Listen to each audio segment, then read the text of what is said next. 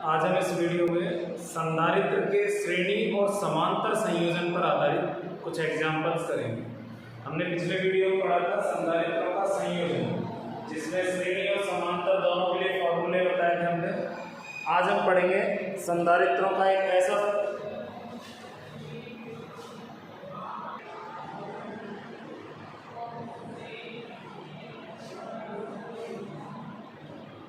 संधारित्रों के संयोजन पर आधारित कुछ न्यूमेरिकल्स करेंगे।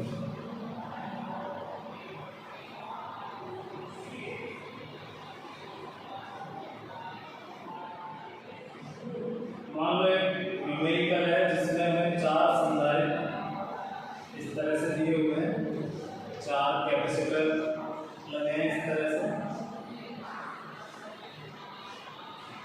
This is point A and this is point B. इनकी जो वैल्यूज है वो मान लेते हैं 2 माइक्रोफैरड, 4 माइक्रोफैरड, 6 माइक्रोफैरड, 3 माइक्रोफैरड। कुछ भी ले सकते हैं मेरे। चलो मैं इनको नाम दे देता हूँ। C1 ये हो गया, ये C2, ये C3, ये C4। तो इस सवाल में 4 संधारित्र जोड़ रखे हैं हमने, चारों की वैल्यू हो गई। अब इसमें डायरेक्ट सीरीज या डायरेक्ट पैरेलल में कोई सभी नहीं। जैसे इन दोनों को देखें तो ये दोनों डायरेक्ट सीरीज में हैं, इनके बीच में कुछ भी नहीं है, लेकिन हम चारों को सीरीज में नहीं जोड़ सकते, चारों को डायरेक्ट पैरेलल में भी नहीं जोड़ सकते, क्योंकि इसके साथ इसको लेते हैं तो ये पहले इसके साथ काउंट होगा और ये इसके साथ काउंट होगा।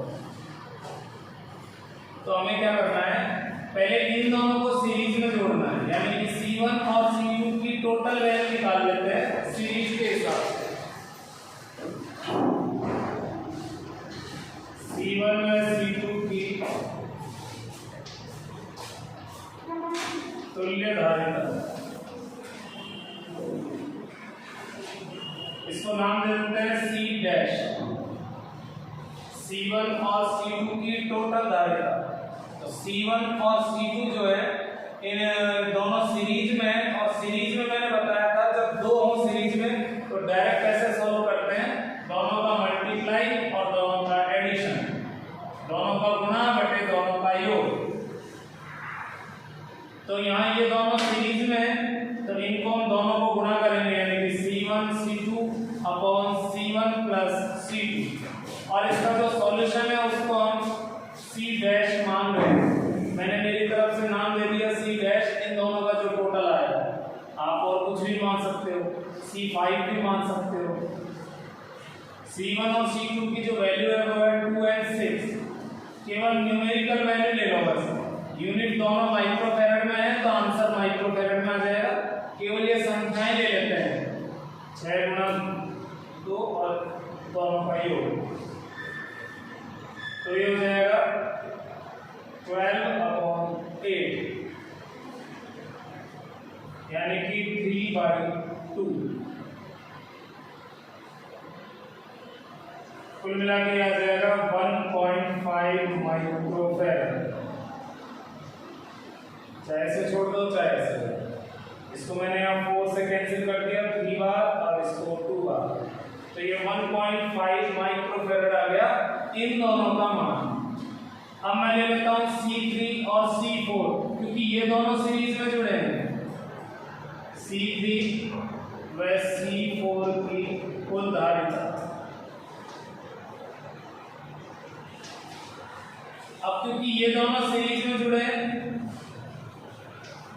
इन दोनों की जो टोटल वैल्यू आएगी उसको चलो C डबल डैश मान लें, तो इन दोनों का मल्टीप्लाई अपॉन दोनों का टोटल। C3 और C4 की वैल्यू है 4 और 3, 4 into 3 4 plus 3 12/7, ये आ जाएगा 1.7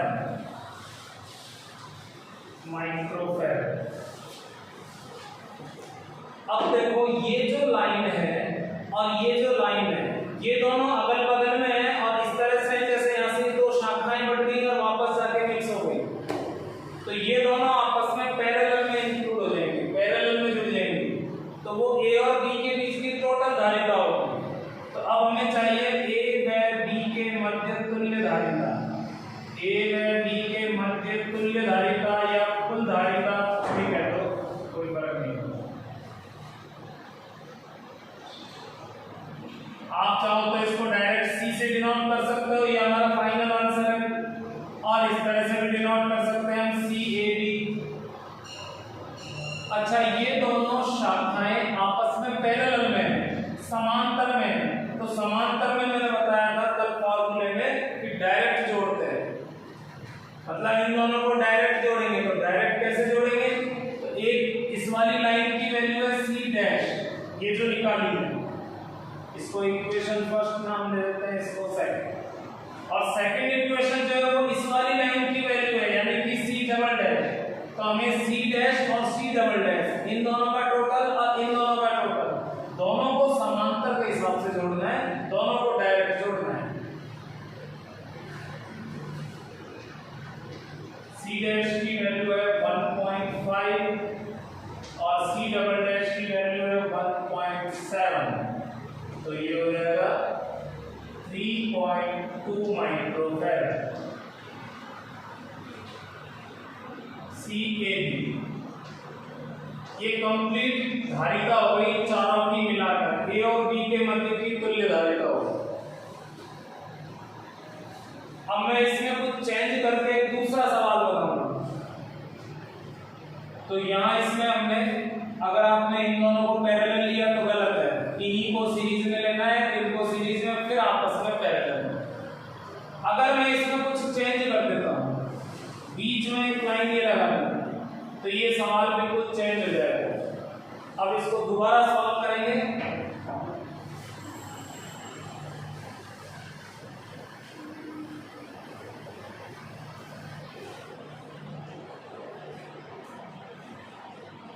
इसको दोबारा कैसे सॉल्व करेंगे, अब देखो यहां से अगर हम चले तो एक रास्ता ये था, एक ये था, ये दोनों यहाँ मिक्स हो गए, यानी कि एक बंद लूप बन गया, बंद आकृति बन गई। तो पहले इसको सॉल्व करेंगे, इसके अंदर ये दोनों पैरेलल में होंगे और फिर ये दोनों अलग से पैरेलल में। तो इस बार हम इन दोनों को पैरेलल में काउंट करेंगे, इन दोनों को पैरेलल में, फिर आपस में सीरीज में, तो एकदम चेंज हो गया ये क्वेश्चन। तो इसके सॉल्यूशन में हम C1 और C3 को सॉल्व करेंगे। C1 व C3 की तुल्य धारिता, C1 और C3 की जो टोटल धारिता है उसको चलो C डैश मान लें। अब पैरेलल में है, समांतर में है, तो समांतर में तो डायरेक्ट ही जोड़ देते हैं C1 प्लस C3। श्रेणी में तो बटे में लेते हैं और ऐसे डायरेक्ट जोड़ते हैं। तो इसकी वैल्यू है 2, इसकी वैल्यू है 4, तो ये हो जाएगा 6 माइक्रोफैराड। इन दोनों को सॉल्व करने पर इन दोनों की टोटल वैल्यू आ गई 6। अब मैं ले रहा हूं ये C2 और C4, इन दोनों को समांतर में जोड़ेंगे। C2 व C4 की कुल धारिता या तुल्य धारिता, इसको हम C डबल डैश ले लें। अब ये जो दोनों है ये पैरेलल में है, तो ये भी डायरेक्ट जोड़ेंगे, यानी कि C2 plus C4। C2 C4 की जगह डायरेक्ट वैल्यू भी रख सकते हैं, जैसे यहाँ से स्टार्ट करते हैं इस स्टेप को। C2 की जगह 6 है और C4 में 3, तो ये हो गया 9 माइक्रोफैराड। तो इस बार हमने इन दोनों को समांतर में जोड़ा, इन दोनों को समांतर में, अब ये आपस में सीरीज में जुड़ेंगे। जैसे ये जो सर्किट है इसको हम इस तरह से बनाएं, तो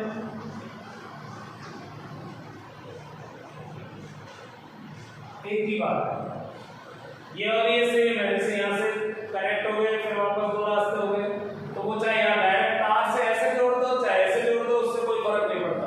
यहाँ डिजाइन से कोई फर्क नहीं पड़ता है, बीच में कोई कैपेसिटर तो लगाया ही नहीं हमने, इसलिए ये दोनों पैरेलल में जुड़ेंगे, ये दोनों पैरेलल में, फिर सीरीज। तो अब हमारे पास में C डैश और C डबल डैश वैल्यू है, जैसे इन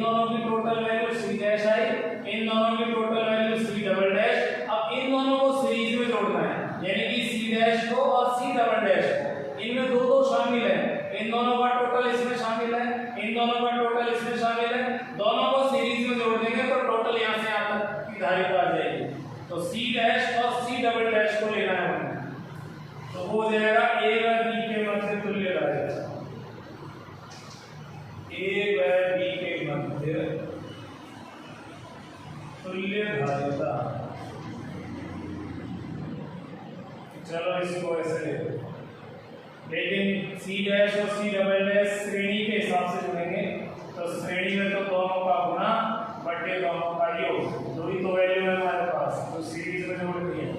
सी डैश का मान इक्वेशन फर्स्ट से ले लेंगे 6, सी डबल डैश की वैल्यू है 9 और नीचे 6 प्लस 9, मल्टीप्लाई करने के बजाय कैंसिल कर देंगे, ये हो जाएगा 15, तो 3 से कैंसिल करो, ये 2 टाइम्स और ये 5 टाइम्स, इन दोनों को 3 से कैंसिल कर दिया तो 18/5, तो सी 80 हो जाएगा 18/5, तो ये आएगा 3.6 माइक्रोफैराड। तो आप अगर इसको पहले वाले से कंपेयर करो तो वैल्यू अलग आएगी, कई बार सेम भी आ जाती है, वो संख्या चेंज करने में कभी कभी सेम आ जाती है, कभी कभी डिफरेंट आ जाती है, तो जब डिफरेंट आ गई तो इसका मतलब कॉन्सेप्ट डिफरेंट है। अगर आप सोचो कि कोई से भी मेथड से कर दें तो गलत हो सकता है, और चाहे वैल्यू सेम आ रही है लेकिन मेथड आप फिजिक्स के कॉन्सेप्ट से लगाओगे। अब ये दोनों सीरीज में है ही नहीं, तो सीरीज में क्यों लगाओगे, चाहे वैल्यू मिल जाए उससे कोई फर्क नहीं होगा। तो इस तरह से 2 क्वेश्चन हो गए, एक में मैंने इसको हटा के कराया था, एक में इसको जोड़ दिया, तो 2 क्वेश्चन हो गए। अब मैं इसमें फिर एडिटिंग करता हूं, इसमें फिर चेंज कर देता हूं, एक संधारित्र और लगाता हूं, ये 3rd क्वेश्चन हो गया, और यहां पर मान लेता हूं C5 इक्वल टू 10 माइक्रोफैराड ले लेते हैं। 1 मिनट में वैल्यू चेंज कर देता हूं, इसको 3 और इसको 6।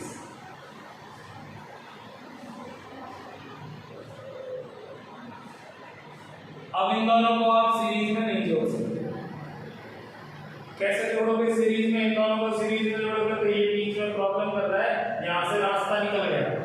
सीरीज में जब जुड़ते हैं जब बीच में से कोई कनेक्शन ना छटे, बीच में से कोई जंक्शन ना बने, तो इन दोनों के बीच में से रास्ता छट गया, इसलिए ये दोनों डायरेक्ट सीरीज में नहीं जुड़ सकते। अच्छा, अगर हम इन दोनों को पैरेलल में जोड़ते हैं तो फिर ये भी शामिल हो गया इस बंद लूप में, तो ये दोनों पैरेलल में भी नहीं जुड़ सकते। तो अगर इस तरह की आकृति है तो इसमें डायरेक्ट श्रेणी और डायरेक्ट समांतर में कोई है ही नहीं, आप जोड़ ही नहीं सकते हो, तो सीरीज पैरेलल डायरेक्टली है ही नहीं इसमें। तो इस तरह के क्वेश्चन को एक स्पेशल कॉन्सेप्ट से सॉल्व करते हैं, इसको हम बोलते हैं व्हीटस्टोन सेतु का परिपथ। व्हीटस्टोन सेतु, व्हीटस्टोन ब्रिज।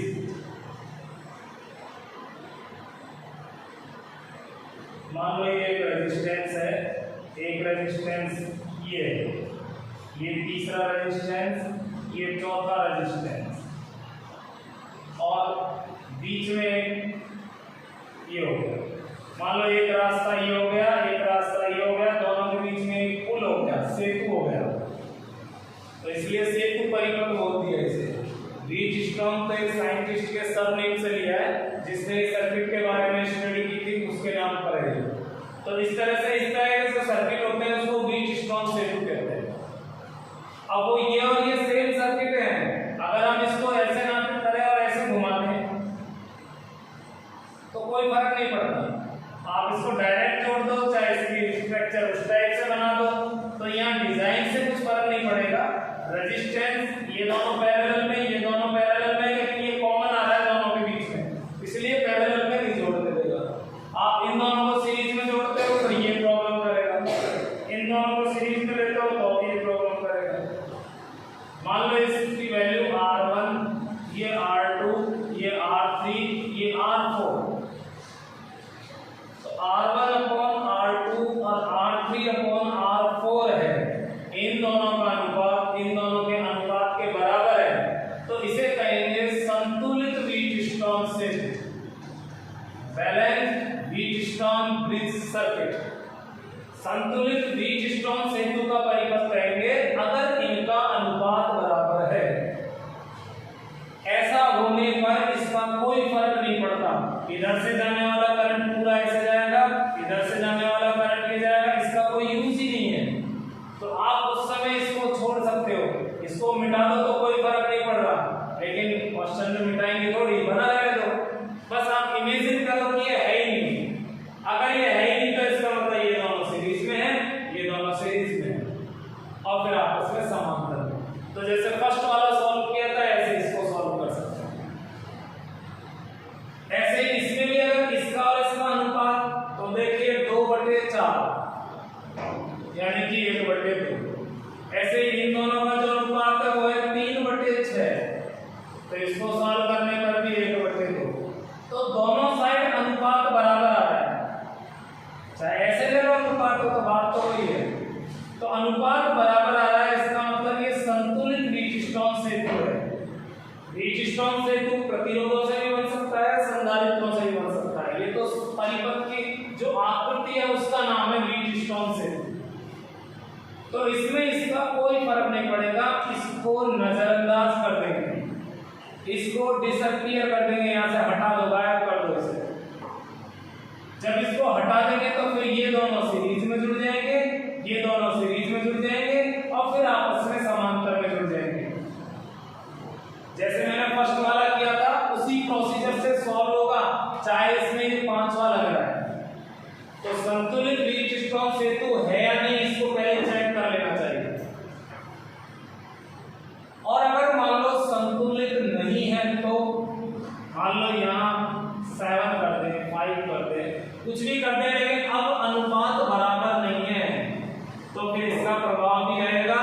लेकिन अब व्हीटस्टोन सेतु का सिद्धांत भी नहीं लग रहा, कोई श्रेणी में भी नहीं जुड़ रहे, समांतर में भी नहीं जुड़ रहे। तो इस तरह के सवाल को किरचॉफ के नियम से करते हैं। कुछ किताबें किरचॉफ बोलती हैं, कुछ किताबें किरचॉफ बोलती हैं। नाम में भी डिफरेंस है अलग अलग राइटर के लिए। एक्चुअल में अंग्रेज है तो इंग्लिश नेम है, जो भी है उसकी लैंग्वेज में प्रोनाउंसिएशन की वजह से फर्क आता है। तो किरचॉफ बोलो चाहे किरचॉफ, जो किरचॉफ का लॉ है वो नेक्स्ट चैप्टर में प्रतिरोध के लिए पढ़ेंगे। हालांकि 12th के सिलेबस में, अपने सिलेबस में इसमें व्हीटस्टोन सेतु लगाना, वो किरचॉफ का नियम है ही नहीं सिलेबस में। कंपटीशन वगैरह में तो आता है लेकिन बोर्ड के सिलेबस में नहीं है। इसलिए ऐसे क्वेश्चन आपके नहीं आएंगे जिसमें ये संतुलित अवस्था में ना हो, यानी कि अनुपात बराबर ना हो। लेकिन प्रतिरोध वाले तो हैं तो प्रतिरोध में ही पढ़ेंगे उसको। तो ये संधारित्र में हमने बिल्कुल बेसिक से एग्जांपल लिए, अब थोड़े और बढ़ाते हैं क्वेश्चंस।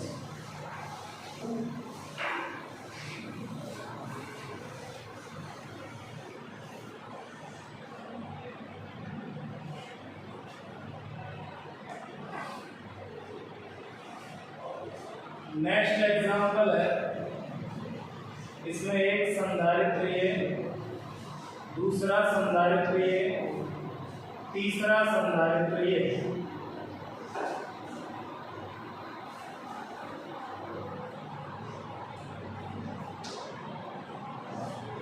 चौथा ये लगा दिया, पांचवा ये लगा दिया, ये बी।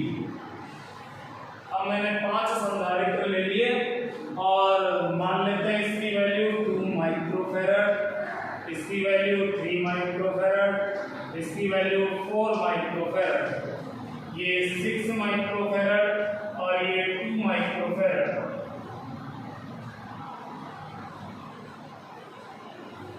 अब यहां से और यहां तक जाते हैं तो एक लाइन में एक तो ये आ गया, एक ये आ गया और एक ये तीनों मिलकर आ गए। तो ऐसे क्वेश्चन में सबसे पहले इसको सॉर्ट आउट करेंगे, इसको सॉल्व करेंगे। अब या तो इनको नाम दो C1, C2, C3, C4, C5।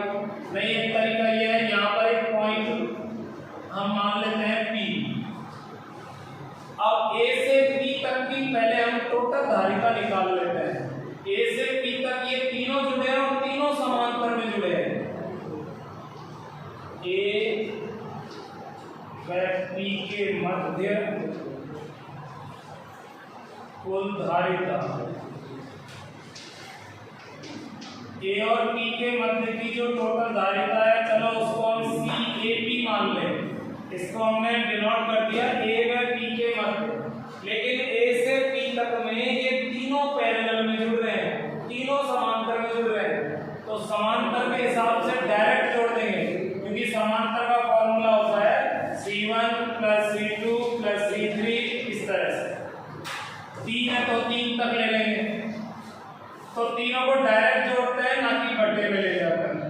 तो समांतर में तीनों को डायरेक्ट जोड़ेंगे, इसकी वैल्यू है 2, इसकी वैल्यू है 3 और इसकी वैल्यू है 4। तो A से P तक में ये जो तीनों आ रहे हैं इनका टोटल हो जाएगा 9 माइक्रोफैराड।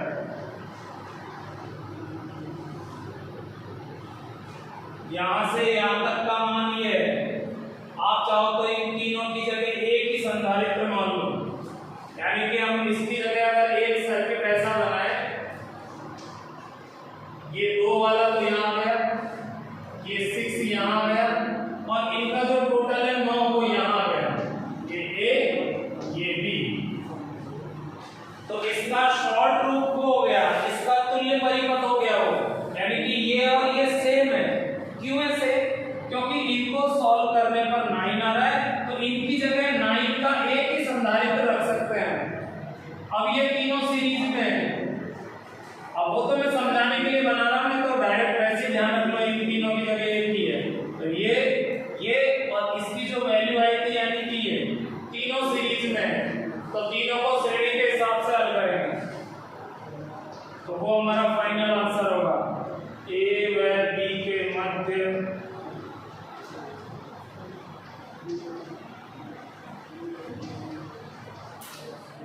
A और B के बीच में टोटल धारिता। A व B के बीच में टोटल धारिता निकालेंगे तो वो डायरेक्ट थोड़ी निकलेगी, वो तो व्युत्क्रम होकर निकलेगी। अब 2 होते तो हम डायरेक्ट मल्टीप्लाई नहीं कर देते, तो इसको व्युत्क्रम में लेंगे। तो 3 वैल्यू में एक तो है 9, दूसरी वैल्यू है 6 और तीसरी वैल्यू है 2, तो तीनों को व्युत्क्रम में ले लेंगे।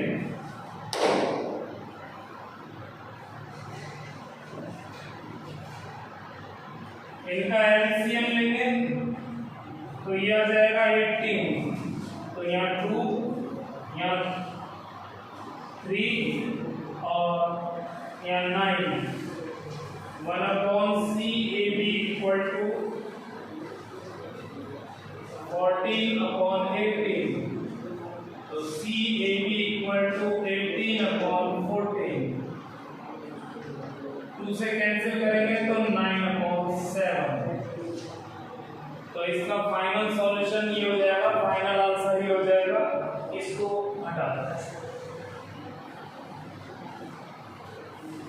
तो इस तरह के सवाल में हम इस तरह से सॉल्व करेंगे। अब इसमें मैं कुछ और चेंज कर देता हूं। चलो मान लो ये ऐसे होता, एक और बढ़ा देते हैं, तो ये तीनों सॉल्व हो जाते हैं, यहां तक कोई चेंज नहीं है। इन दोनों को पैरेलल में जोड़ के दिखाना पड़ता आपको पहले, तो इन दोनों की जो टोटल वैल्यू है, जैसे मान लो ये होता है यहाँ पर 4 और यहाँ पर ये 2, तो 4 और 2 समांतर में जोड़ देते तो वही 4 और 2 6 हो जाता, तो फिर आगे सॉल्यूशन तो वही हो जाता, क्योंकि मैंने इनका टोटल 6 ही रखा है।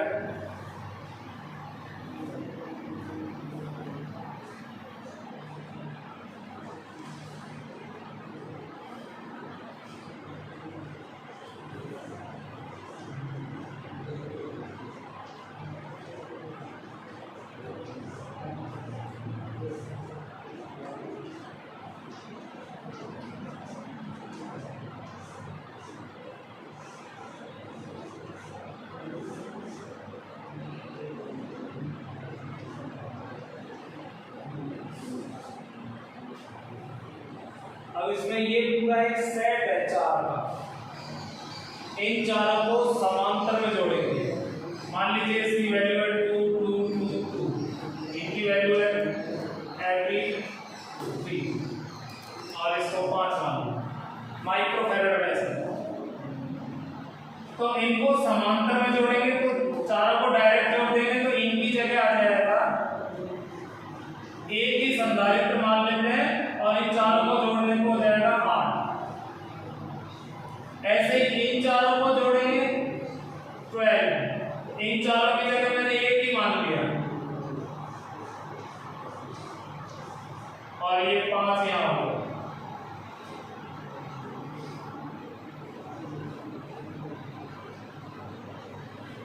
ये दोनों सीरीज में जुड़ेंगे, तो सीरीज में जोड़ने के लिए दोनों का मल्टीप्लाई और दोनों का एडिशन, तो ऊपर हो जाएगा इस तरह से और नीचे 20, 4 से कैंसिल करते हैं, तो ये हो जाएगा 24/5। तो ये इन दोनों की टोटल वैल्यू हो गई है। और फिर ये इसके साथ समांतर में जुड़ेगा। आप इसको ना तो डायरेक्टली इसके साथ समांतर में ले सकते हो, ना ही इसके, क्योंकि पहले ये दोनों हल हो गए, ये एक साथ पूरे पर लगा हुआ है, तो पहले ये दोनों सीरीज में जुड़ेंगे और फिर ये पैरेलल में, तो पैरेलल में इसको इसमें जोड़ देना है 24/5/5, तो ये हो जाएगा 49/5। इस तरह से सॉल्व होगा।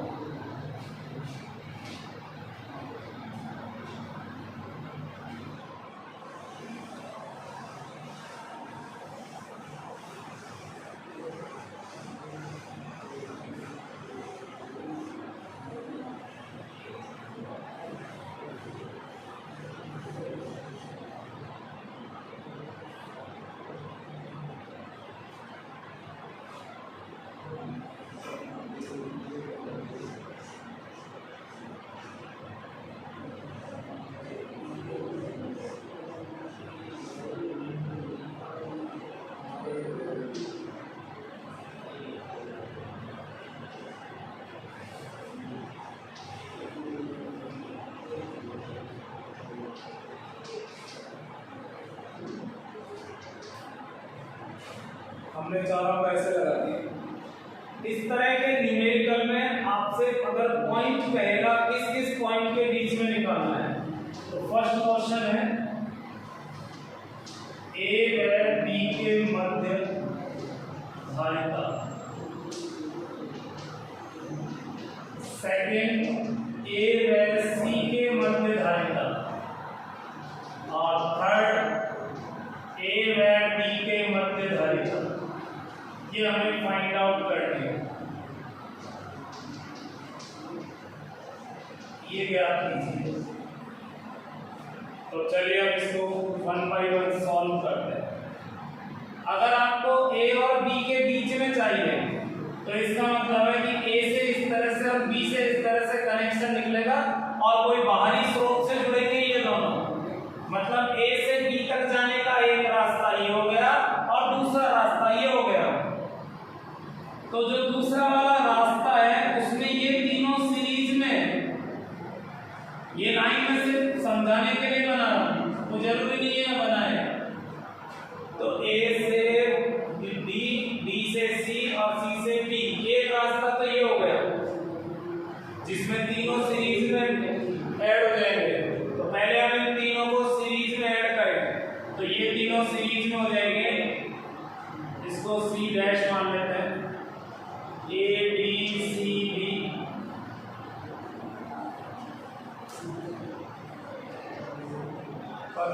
की तुल्य धारिता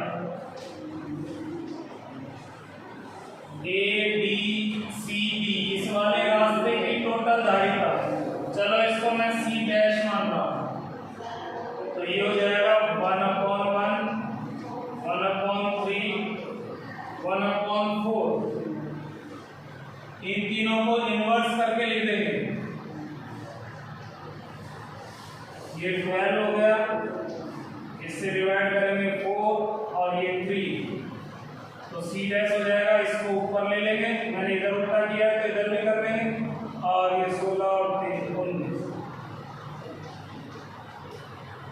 तो ये इस लाइन की वैल्यू आ गई, और दूसरी लाइन ये है, तो दोनों समांतर में जुड़ जाएंगे, तो ए और बी के बीच में तुल्य धारिता आ जाएगी।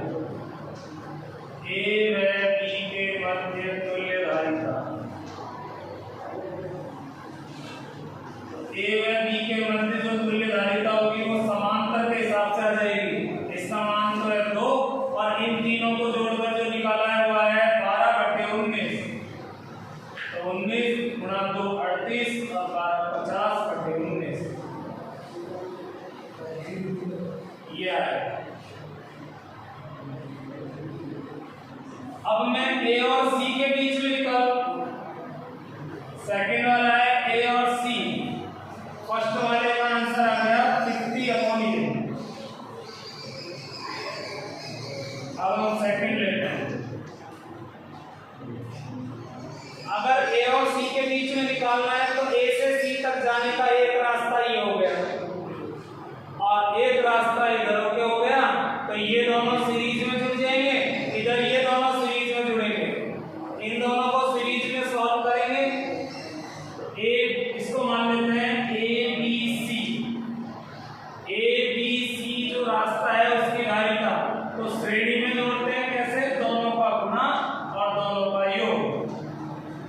तो ये हो जाएगा 8/6 यानी कि 4/3।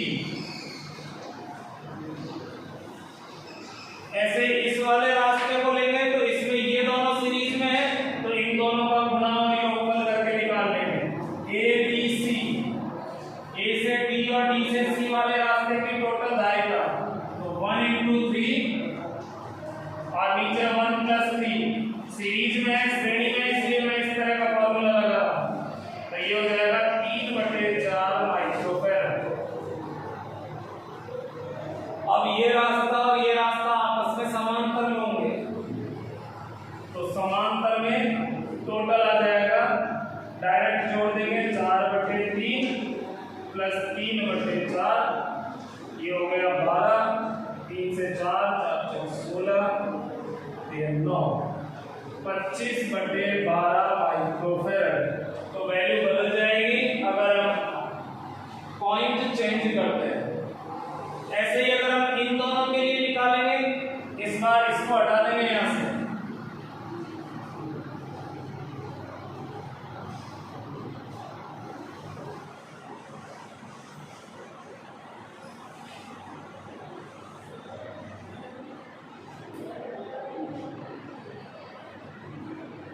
अब हमें चाहिए ए और डी के मध्य, तो ए और डी ये हो गया तो अब एक रास्ता तो ये हो गया और एक रास्ता ये डायरेक्ट हो गया तो एक तो इसको और इन तीनों का जो टोटल आएगा उसको समांतर में जोड़ेंगे, लेकिन उससे पहले इन तीनों को हम सीरीज में जोड़ेंगे।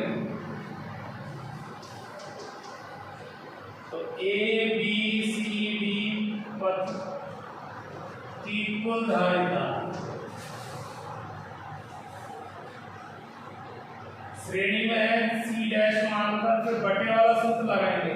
अगर 2 ही होते तो हम डायरेक्ट हल कर देते, लेकिन 3 है तो फिर ऐसे ही जमा के लिखेंगे, इसका उल्टा करके लिखेंगे, ऐसे ही इस वाले को उल्टा करेंगे और इसका व्युत्क्रम, तीनों को व्युत्क्रम करके लिख लेंगे। एलसीएम ले लेते हैं, लघुत्तम 12 6 3 4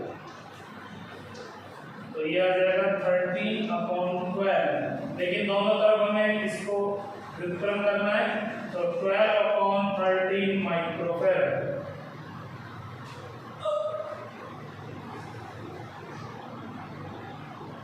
ये जो C' है ये इन तीनों की वैल्यू है। अब ये जो है ये और क्यों देगा, ताकि पैरेलल में बन जाए। तो ए व डी के मध्य तुल्य धारिता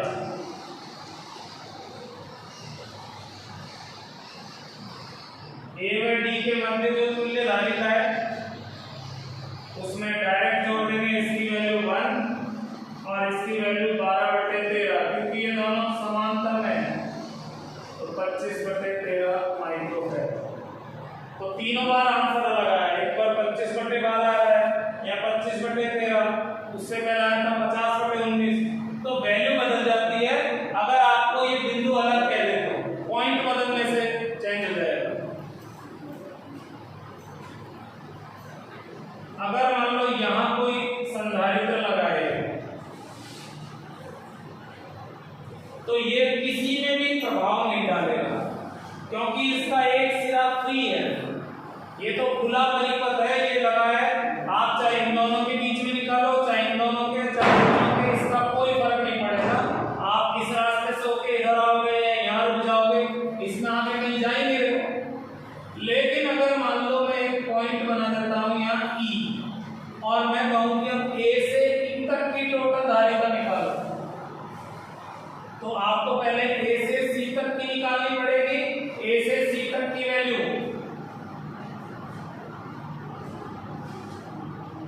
इन दोनों को जोड़ना, इन दोनों को जोड़ना, जो भी आएगा वो ठीक है। AC की वैल्यू ये है,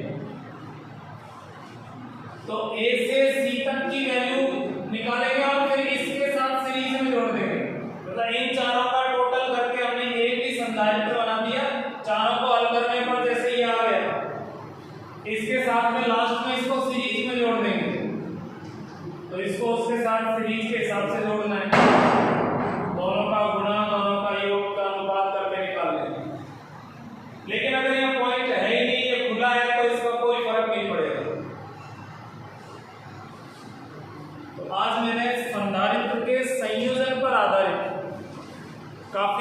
बेसिक से लेकर और काफ़ी ऐसे कॉन्सेप्ट बताए कि सीरीज पैरेलल की छटनी कैसे करते हैं।